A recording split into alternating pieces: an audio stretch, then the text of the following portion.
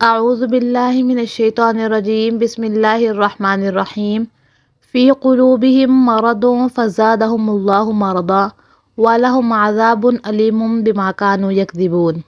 فی قلوبہم مرض، ان کے دلوں میں بیماری ہے، فزادہم اللہ مرضا، بس زیادہ کیا ان کو یا بڑھایا ان کو اللہ نے بیماری میں، وَلَهُمْ عَذَابٌ علیم، ان کے لیے دردناک عذاب ہے، بِمَا كَانُوا يَكْذِبُونَ، بوجہ اس کے جو جھوٹ بولتے تھے وہ۔ ان کے دلوں میں ایک روگ ہے تو اللہ تعالیٰ نے ان کے روگ میں اضافہ کر دیا اور ان کے لیے تو دردناک عذاب ہے، اس کی وجہ سے بسبب اس کے جو جھوٹ بول رہے تھے وہ۔ اب اس آیت میں فی قلوبہم مرض، یہ روگ اور بیماری جس کا ذکر کیا جا رہا ہے وہ بیماری کیا ہے؟ ایک لفظ میں اس کو کردار کی کمزوری، ویکنس آف کریکٹر سے تعبیر کیا جا سکتا ہے۔ ایک شخص وہ ہوتا ہے جو حق کو حق سمجھ کر قبول کر لیتا ہے اور پھر جو ہو سو ہو کی کیفیت کے ساتھ اس کی خاطر اپنا سب کچھ قربان کر دینے کو تیار ہو جاتا ہے۔ دوسرا شخص وہ ہے جو حق کو پہچان لینے کے باوجود رد کر دیتا ہے، اسے کافر کہا جاتا ہے۔ جبکہ ایک شخص وہ بھی ہے جو حق کو حق پہچان کر آیا تو صحیح، لیکن کردار کی کمزوری کی وجہ سے اس کی قوت ارادی کمزور ہے۔ ایسے لوگ آخرت بھی چاہتے ہیں لیکن دنیا بھی ہاتھ سے دینے کے لیے تیار نہیں۔ وہ چاہتے ہیں کہ یہاں کا بھی کوئی نقصان نہ ہو اور آخرت کا بھی سارا بھلا ہمیں مل جائے۔ در حقیقت یہ وہ لوگ ہیں جن کے بارے میں کہا گیا کہ ان کے دلوں میں ایک روگ ہے۔ یہاں پر ایک یہ بھی بات ہے فی قلوبہم مرض کے حوالے سے، اس آیت میں قلبی مرض سے مراد منافقوں کی منافقت اور حضور پر نور صلی اللہ علیہ وآلہ وسلم سے بغض کی بیماری ہے۔ معلوم ہوا کہ بدعقیدگی روحانی زندگی کے لیے تباہ کن ہے، نیز حضور اقدس صلی اللہ علیہ وآلہ وسلم کی عظمت اور شان سے جلنے والا مریض القلب یعنی دل کا بیمار ہے۔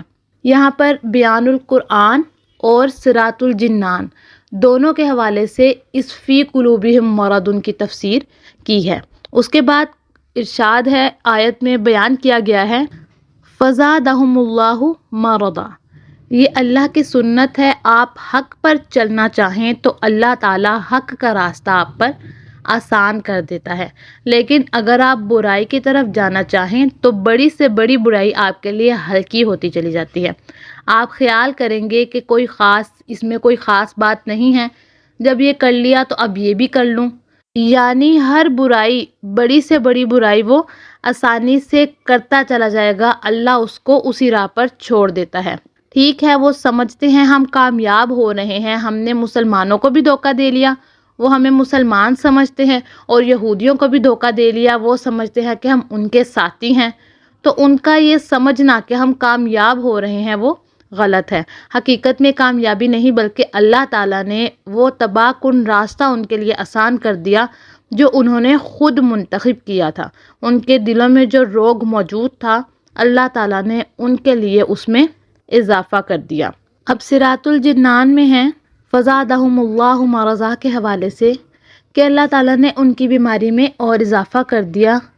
اس کی مختلف صورتیں بیان کی ہیں۔ ریاست چھن جانے کی وجہ سے منافقوں کو بہت قلبی رنج پہنچا اور وہ دن بدن حضور اکرم صلی اللہ علیہ وسلم کی ثابت قدمی اور غلبہ دیکھ کر حسد کی آگ میں جلنے لگے۔ تو جتنا نبی کریم صلی اللہ علیہ وسلم کا غلبہ ہوتا گیا، آپ صلی اللہ علیہ وسلم لوگوں میں مقبول ہوتے گئے، اتنا ہی اللہ تعالیٰ نے منافقوں کے رنج و غم میں اضافہ کیا۔ دوسرا اس میں جو اضافے کی بات ہے، منافقوں کے دل کفر، بدعقیدگی اور نبی کریم صلی اللہ علیہ وسلم سے عداوت اور دشمنی سے بھرے ہوئے تھے۔ اللہ تعالیٰ نے ان کے لیے انہی چیزوں میں اضافہ کر دیا۔ اس کے علاوہ رب تعالیٰ نے مہر لگا دی ان کے دلوں پر تاکہ کوئی وعظ اور نصیحت ان پر اثر نہ ہو سکے۔ اس کے بعد ہے وَلَهُمْ عَذَابٌ علیم، اور یہاں عذاب علیم کا لفظ آیا ہے، ان کے لیے دردناک عذاب ہے، بما کانوا یکسبون، جو انہوں نے جھوٹ بولا اس کی وجہ سے ان کے لیے کیا ہے، دردناک عذاب کا ذکر کیا جا رہا ہے۔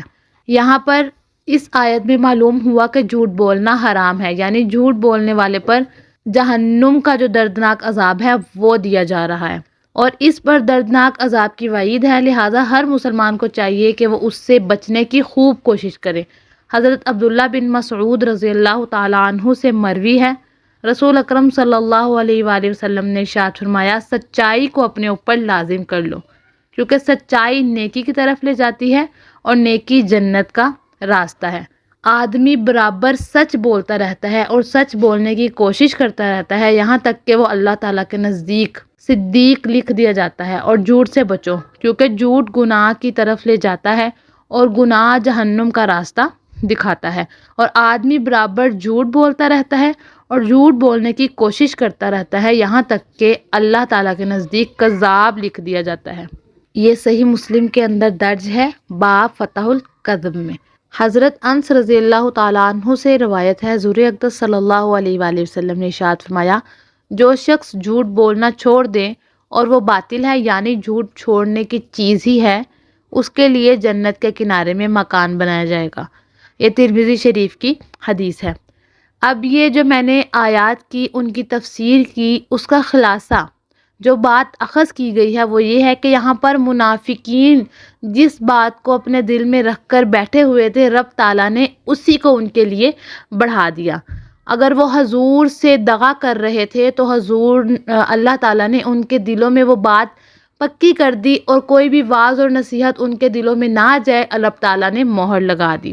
اسی طرح اگر بات یہ نکالی جاتی ہے اس پوری تفسیر سے کہ اگر کوئی شخص اچھائی کا ارادہ کرتا ہے تو رب تعالیٰ اس کے لیے یہ بات آسان کر دیتا ہے کہ وہ اچھے کام کرے، اور اسی طرح اگر کوئی شخص برائی کی طرف چلنا شروع کر دیتا ہے تو وہ اس کو بہتر لگتی ہے اور وہ آسانی سے ہر برا کام کرنے پر غالب آ جاتا ہے۔ وہ ہر برا کام اتنی آسانی سے کرتا ہے اور اس کو اتنا دیر بن کر کرتا ہے کہ وہ ایسے لگے کہ وہ کوئی نیکی کا کام ہو، لیکن وہ ہر برا کام بہت آسانی سے کرتا جاتا ہے۔ رب تعالیٰ سے دعا ہے کہ وہ ہمیں ہر اچھے کام کی طرف گامزن کرے اور برائی سے روکیں۔